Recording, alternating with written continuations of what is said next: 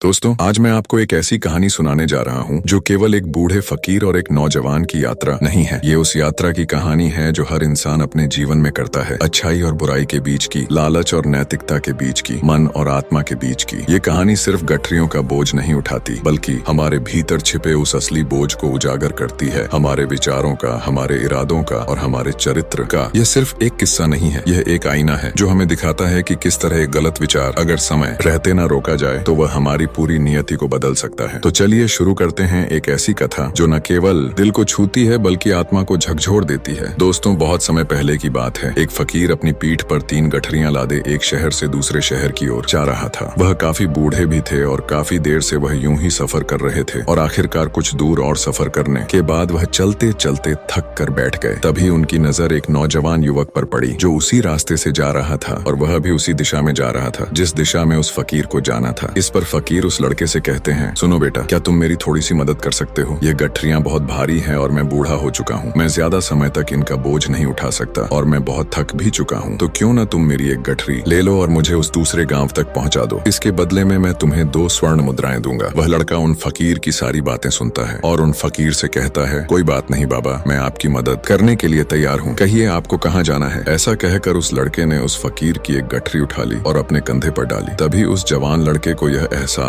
हुआ कि गठरी सचमुच बहुत भारी है। दोनों रास्ते में आगे की ओर बढ़ चले। कुछ दूर आगे चलने के बाद देखते ही देखते वह गांव खत्म होने लगा और अब एक सुनसान रास्ता आगे की ओर जा रहा था। वे दोनों अपने मार्ग में मस्त होकर आगे की ओर बढ़ रहे थे। जब भीड़ पूरी तरह से छंट गई तो लड़का उन फकीर से कहता है, बाबा, इस गठरी में आखिर ऐसा क्या रखा है जो यह गठरी इतनी वजन है इस पर? वह फकीर उस लड़के को जवाब देते हुए कहते हैं, कुछ नहीं बेटा, बस इसमें तांबे के कुछ सिक्के भरे हुए हैं, इसी कारण ये गठरी बहुत वजन है। उस फकीर की ये बात सुनकर वो लड़का मन ही मन सोचने लगा, लगता है ये बाबा जरूर कोई व्यापारी है, तभी तो इतने सारे तांबे के सिक्के लेकर चल रहे हैं। और फिर तभी उसके मन में एक ख्याल आया कि मुझे क्या करना है, मुझे तो खाली ये गठरी दूसरे गांव तक पहुंचानी है, बस इतना ही। जैसे ही उसके मन में ये ख्याल आया, उसने तांबे के सिक्कों का ख्याल मन से निकाल दिया और अपनी धुन में मस्त होकर वह आगे की ओर चलने लगा। चलते चलते कुछ और समय बीता और वे दोनों एक नदी किनारे जा पहुंचे। वह लड़का हट्टा कट्टा था और काफी चुस्त और तंदुरुस्त भी था, इसलिए वह बिना सोचे समझे उस नदी में उतर जाता है। किंतु वह फकीर अब भी किनारे पर ही खड़े थे। इस पर वह लड़का उस फकीर से कहता है, क्या हुआ बाबा, चलिए आइए, हमें नदी पार करनी होगी, तभी तो हम उस गांव तक पहुंच पाएंगे। इस पर फकीर उस लड़के से कहते हैं, मैं जानता हूं बेटा कि हमें नदी पार करनी ही होगी, लेकिन जैसा कि तुम जानते हो मैं अब बूढ़ा हो चुका हूं और 2-2 गठरियां लेकर मैं नदी पार नहीं कर सकता। कहीं मेरा पांव फिसल गया तो क्या होगा? क्या तुम मेरी एक और गठरी ले सकते हो? मैं तुम्हें इसके बदले भी 2 स्वर्ण मुद्राएं दूंगा। इस पर लड़का मुस्कुराते हुए फकीर से कहता है, बाबा, आप मुझे शर्मिंदा कर रहे हैं। यदि आप मुझे स्वर्ण मुद्राएं न भी दें तो भी मैं आपका कार्य अवश्य करूंगा। मैं आपको उस दूसरे गांव तक जरूर पहुंचाऊंगा। इस पर फकीर मुस्कुराते हुए उस लड़के से कहते हैं, बेटा, तुम तो बड़े ही भले इंसान लगते हो। इतना कहकर उन्होंने वह दूसरी गठरी भी उस लड़के को थमा दी। उस लड़के ने जब दूसरी गठरी अपने कंधे पर रखी तो वह गठरी भी उसे बहुत ज्यादा भारी लगी, लेकिन उसने वहां पर कुछ नहीं कहा। जैसे तैसे उन दोनों ने नदी पार की। नदी पार करने के बाद बातों बातों में ही उस लड़के ने उन फकीर से कहा, बाबा, आखिर इस दूसरी गठरी में क्या है? ये गठरी भी बहुत वजन है। इस पर वह फकीर उस लड़के को जवाब देते हुए कहते हैं, बेटा, इसमें चांदी के सिक्के हैं, इसी कारण ये गठरी भी बहुत वजन है। उस फकीर के ये सारी बातें सुनकर उस लड़के का दिमाग तेजी से काम करने लगा था। वह यह सोच रहा था कि एक गठरी में तांबे के सिक्के हैं और दूसरे में चांदी के। ऐसा प्रतीत होता है मानो ये फकीर बाबा कहीं दूर से आ रहे हैं और उन्होंने अपनी सारी जमीन जायदाद बेचकर ये सारे सिक्के इकट्ठे किए हैं, तभी तो वे इतना धन लेकर चल रहे हैं। लेकिन वह लाडच का उन फकीर से कुछ नहीं कहता और वे दोनों चुपचाप मार्ग में आगे की ओर बढ़ते चले जाते हैं। कुछ दूर आगे बढ़ने के बाद एक बार फिर एक सुनसान रहती है। उस सुनसान रास्ते को देखते ही उस लड़के के मन में तरह तरह के विचार उत्पन्न होने लगे। वह यह सोचने लगा, अरे यह तो सुनसान जगह है, अगर मैं ये सिक्के लेकर यहाँ से भाग जाऊं तो यह फकीर मुझे कब तक दौड़ाएंगे? मुझे नहीं लगता कि ये मुझे कभी पकड़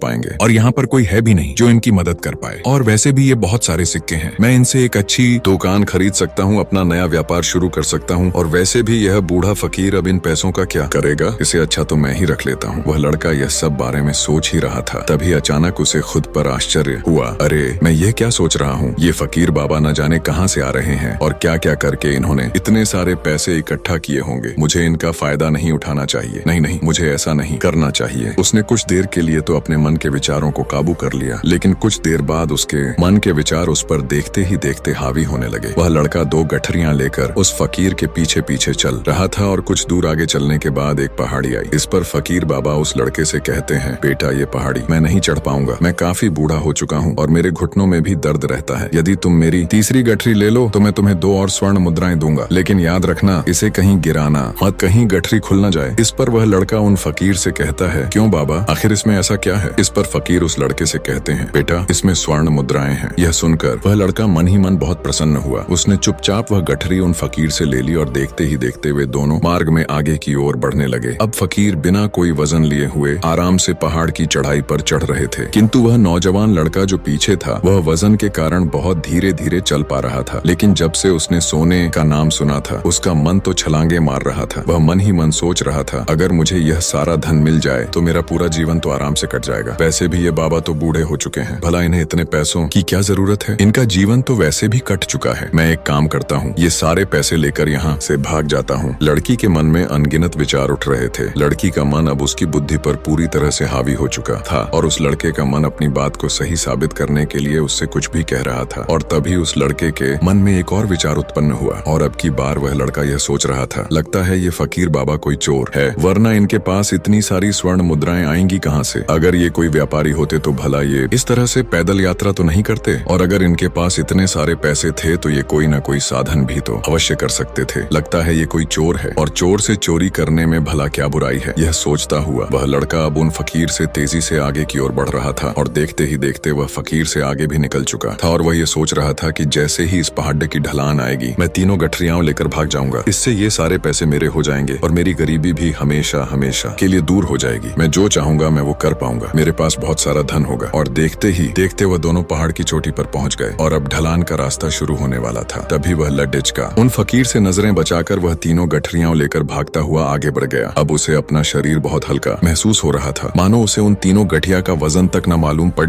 रहा हो। काफी दूर दौड़ते दौड़ते किसी तरह से वह अपने आप को बचते बचाते अपने घर पहुंचा। उसकी खुशी का कोई ठिकाना नहीं था। उसने सोचा, क्यों ना मैं जल्दी जल्दी इन गठरियों में से वो सारे पैसे निकाल लो। ये सोचकर जब उसने गठरियां खोली तो पहली गठरी में उसे लोहे से जंग भरी हुई सिक्के मिले। ये देखकर उसे यकीन नहीं हुआ। इस पर उसने फटाफट दूसरी गठरी भी खोल डाली, उसमें भी उसे लोहे के जंग लगे हुए सिक्के ही निकले। ये सब देखकर वो लड़का बद्धा हैरान था, आखिर ये सब क्या हो रहा है? उन फकीर ने तो मुझसे और भी कुछ कहा था। अब उसने वो सोने वाली गठरी खोली और उसमें भी लोहे के जंग लगे हुए सिक्के ही निकले। ये देखकर वो लड़का बद्धा क्रोधित हुआ। उसने सोचा, उन फकीर ने मुझसे झूठ क्यों कहा? उन्होंने मुझसे ऐसा क्यों कहा कि एक भी तांबे के सिक्के हैं, एक में चांदी के और तीसरे में स्वर्ण मुद्राएं हैं? वो ये सब सोच ही रहा था कि तभी उसकी नजर उस थैले में पड्ड है एक पत्र पर पड़ थी। उसने वो पत्र उठाया और उस पत्र में लिखा था, यह पूरा नाटक ईमानदार व्यक्ति की खोज करने के लिए रचा गया है और मैं इस राज्य का राजा हूँ। मेरी कोई संतान नहीं और इसीलिए मैंने यह षड्यंत्र रचा है ताकि मैं अपने राज्य में किसी एक ऐसे ईमानदार व्यक्ति की खोज कर सकूं जो मेरे बाद इस राज्य का राजा बन सके और इस राज्य भार को संभाल सके। और इस राज्य का भार वही संभाल सकता है जो पूरी तरह से ईमानदार हो, जिसके मन में किसी प्रकार का कोई लालच ना हो। इतना पढ़ते ही वह लड़का जोर जोर से चिल्लाने लगा। वह सर पकड़कर बैठ गया। वह यह जानता था कि यदि वह अपने मन के विचारों पर काबू कर ले तो उसका जीवन संवर सकता है, लेकिन वह अपने मन के विचारों पर काबू नहीं कर पाया। दोस्तों, महात्मा बुद्ध कहते हैं कि मन ही सब कुछ है। आप जो सोचते हैं वही बनते हैं। इसलिए आपका सबसे बड़ा दुश्मन भी आपको उतना नुकसान नहीं पहुंचा सकता जितना कि आपके मन के यह अनियंत्रित विचार पहुंचा सकते हैं। महात्मा बुद्ध कहते हैं, अपने भीतर ध्यान से देखो। हमारे भीतर जो विचार चल रहे हैं वही विचार शब्द बनते हैं और शब्द कर्म के रूप में प्रकट होते हैं। बार बार दोहराने पर कर्म बर्ताव में बदलता है और धीरे धीरे समय के साथ बर्ताव चरित्र में परिवर्तित हो जाता है और यही चरित्र हमारे भाग्य का निर्माण भी करता है। इसलिए हमें हमेशा अपने विचारों के प्रति सजग होना बहुत आवश्यक है। हमें जागरूक होना बहुत आवश्यक है। हमें यह जानना जरूरी है कि हमारे मन में किस प्रकार के विचार आ रहे हैं आगे। महात्मा बुद्ध कहते हैं कि कमजोरी हमेशा छोटे विचार से शुरू होती है। यह एक बीज के रूप में होती है और यदि इस बीज को नष्ट ना किया जाए तो यह छोटा सा विचार बहुत जल्द ही एक विशाल वृक्ष का रूप ले लेता है और हमारी बुद्धि की सोचने और समझने की क्षमता को पूरी तरह से नष्ट कर देता है। जिस प्रकार आपने इस कहानी में देखा किस प्रकार उस जवान लड़के का मन उस पर हावी हो चुका था और उसकी सही और गलत सोचने की क्षमता पूरी तरह से नष्ट हो चुकी थी, जिस कारण वह यह समझ नहीं पाया कि उसे क्या करना चाहिए। और उसके लालच ने उसके भीतर इतनी ऊर्जा भर दी कि वह तीनों गठरियां उठाकर इतनी तेजी से वहां से भागता आगे भी बढ़ गया। इसीलिए जब आपके मन में पहली बार कोई गलत विचार उत्पन्न हो तभी उसे जड़ से उखाड़ देना चाहिए, अन्यथा वह विशाल वृक्ष का रूप लेगा और आपको किसी किसी न किसी गलत राह पर ढकेल ही देगा। आप चाहकर भी उसे रोक नहीं पाएंगे। लेकिन अब आपके मन में यह प्रश्न उठ रहा होगा कि हम भला अपने मन के विचारों को कैसे नियंत्रित करें। हमारा मन तो इतना चंचल है, वह इतना शक्तिशाली है कि वह हम पर हावी हो ही जाता है। हम चाहकर भी उस पर नियंत्रण नहीं कर पाते। इसका जवाब में महात्मा बुद्ध हमें दो बातें समझाते हैं। पहली बात, सही इरादा विकसित करो। कई बार आपने देखा होगा कि आपके मन में कुछ और होता है किंतु आप कहते कुछ और हैं, क्योंकि आपके मन के भीतर जो कुछ बसा है वही आपके मुख से बाहर भी निकल रहा है। लेकिन जब हमसे वो गलती हो जाती है तो उसके बाद हमारा मस्तिष्क अच्छी तरह से काम करना शुरू कर देता है। हमारी सोचने और समझने की क्षमता एक बार फिर से जागृत हो जाती है और ऐसी अवस्था में हमें ये एहसास होता है कि हमसे गलती हो गई है और फिर हमारा मन दुखी हो जाता है। हमारा मन अफसोस से भर जाता है और इस भारीपन और दुख से बचने के लिए महात्मा बुद्ध हमें सही इरादा विकसित करने के लिए कहते हैं। इसके लिए जब भी आप कोई कार्य करने जा रहे हो तो सबसे पहले आपको ये खुद से पूछना चाहिए कि जो कुछ भी मैं करने जा रहा हूँ इसके पीछे मेरा इरादा क्या है। क्या मैं दूसरों को दुख पहुंचाना चाहता हूँ या दूसरों को नीचा दिखाने जा रहा हूँ या मुझे खुद को ऊपर उठाना है। खुद से सवाल कीजिए, खुद को जागृत कीजिए। जब आप इरादों के प्रति सचेत होने लगेंगे, जब आप विचारों के प्रति सजग होने लगेंगे, तभी आपके भीतर सकारात्मक ऊर्जा का प्रवाह होगा। तभी आप सकारात्मक इरादों से जुड़ने लगेंगे और आपके मन के भीतर बसी हुई वो नकारात्मक ऊर्जा और नकारात्मक इरादे दिन ब दिन कम होने लगेंगे। परंतु याद रहे, आपको ये हर रोज करना होगा और आपको यह हमेशा ध्यान रखना होगा कि आपको केवल अच्छा सोचना है। आपके इरादे हमेशा अच्छे होने चाहिए, तभी आप दुख और तकलीफों से बच सकते हैं। अन्यथा आप इसी तरह से दुख और तकलीफों से घिरे ही रहेंगे और आप कभी इससे निकल नहीं पाएंगे। दूसरी बात, माँ के प्रति सजगता विकसित करो, जिससे आपका मन देखते देखते शांत होगा और आपके मन के भीतर बसी हुई वह नकारात्मक ऊर्जा, नकारात्मक विचार खत्म होने लगेंगे और आप शांति की ओर आगे बढ़ेंगे। और आपको इसके लिए बस इतना ही करना है कि इस पल में जो कुछ भी हो रहा है आपकी आंखों के सामने, आपके भीतर जो कुछ भी जैसा भी चल रहा है, बस उसे देखते रहना है। अपने मन के अच्छे बुरे विचार, अपनी भावनाएं और अपनी यादों पर बिना प्रतिक्रिया दिए उन्हें केवल देखते रहना है, जिससे आपके मन के सारे विचार देखते ही देखते खत्म होने लगेंगे। आपका मन खाली होने लगेगा और आप नकारात्मक विचारों से, नकारात्मक सोच से बच सकते हैं और आप इन दुख और तकलीफों से भी दूर रह सकते हैं। इसीलिए महात्मा बुद्ध कहते हैं, जो स्वयं को देखता है वही सबसे बड़ा तपस्वी है। अर्थात जो अपने मन में चल रहे उन विचारों को बिना प्रतिक्रिया दिए हुए केवल देखता है और उन पर कोई भी प्रतिक्रिया नहीं करता, बस उन्हें देखता और समझता है। वास्तविकता में वही मन पर नियंत्रण भी साध सकता है और वही अपना जीवन सुखी और खुशहाली तौर पर जी सकता है। इसलिए यदि आप भी अपने जीवन को सुखी और खुशहाल बनाना चाहते हैं तो आपको सबसे पहले अपने मन पर नियंत्रण साधना ही होगा। अपने मन को खाली करना ही होगा। अपने मन के विचारों के प्रति आपको सजग होना ही होगा। दोस्तों, उम्मीद है कि आपने आज के इस वीडियो से जरूर कुछ ना कुछ सीखा होगा, तो इस वीडियो को लाइक और अपने दोस्तों के साथ शेयर भी जरूर कीजिएगा। मिलते हैं एक और ज्ञानवर्धक वीडियो में, तब तक के लिए धन्यवाद।